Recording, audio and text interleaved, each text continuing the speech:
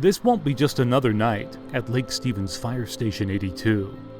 Usually we take people to the hospital and we don't ever hear from them, and we don't know the extent of their injuries or anything like that. So it's nice to be able to meet somebody and, personally. Especially when it comes to someone who, somehow, managed to survive this.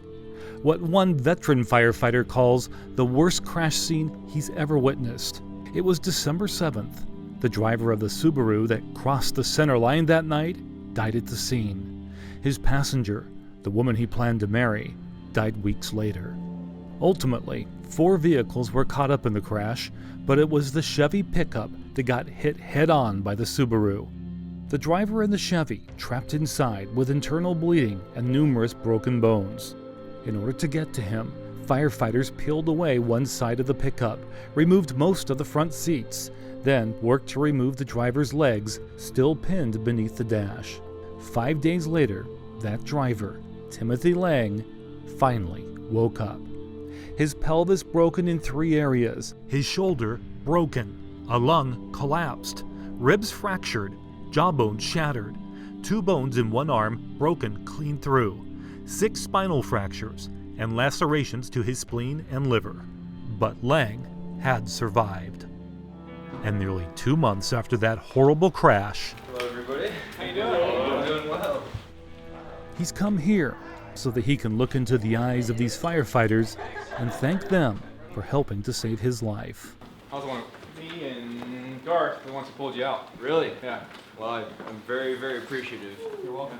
So do you remember much from the accident? I don't remember any of it. You're lucky you were driving an Avalanche, that's for sure. You know, when I woke up, that was some of the first thoughts. I was like, man, I'm sure happy I decided to get the Avalanche.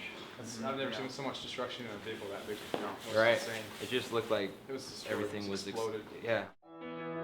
At this point, no one knows why the other driver, 27-year-old Tyler Martel, crossed the center line. We may never know.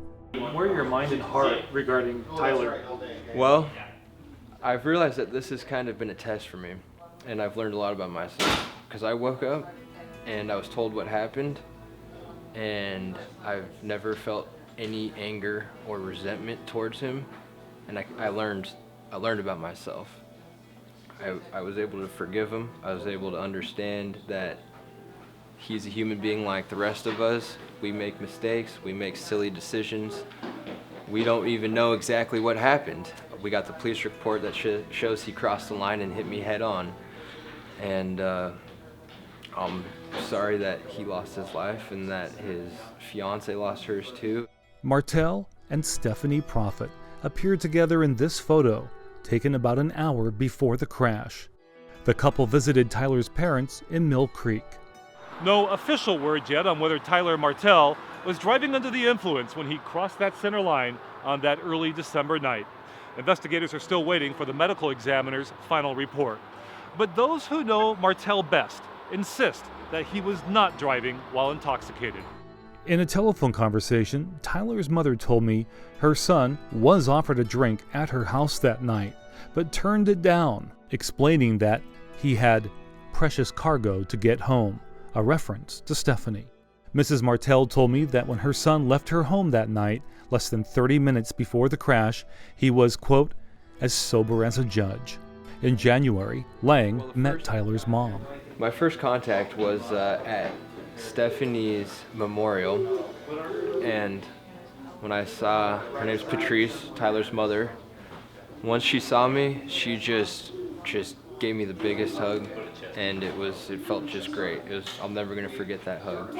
It was just so honest and so loving, and so you could tell that she honestly cared, and she showed it. And in that same spirit, Lang aims to show these firefighters that he cares about them, bringing his mom's homemade cupcakes, sharing a poster highlighting scenes along his road to recovery.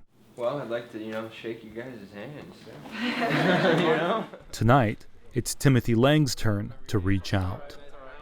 I just am thankful for the whole community working together. I've had people tell me that they're praying for me, people I've never even met before. I heard a story from my neighbors, my parents' neighbors who live across the street, about a young boy who has prayed for me every time before he eats food.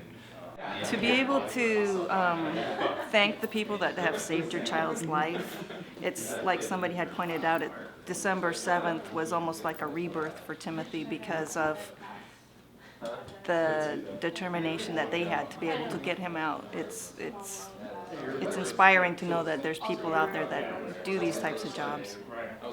I think they're amazing. I don't know if I have any more words to say than that. Lang is expected to walk again. He already manages to stand, finding support from familiar hands. I don't think this is gonna make my life worse. I know this is gonna make my life better, and it's up to me to figure out what it's all about, and I've already learned a lot. Lang's medical bills are mounting. He says just one recent bill was for more than $300,000. A fund's been set up to help pay for his medical expenses. Donations to the Timmothy Lang Fund can be made at any branch of the Bank of Whidbey Island. In Lake Stevens, Mark Horner reporting.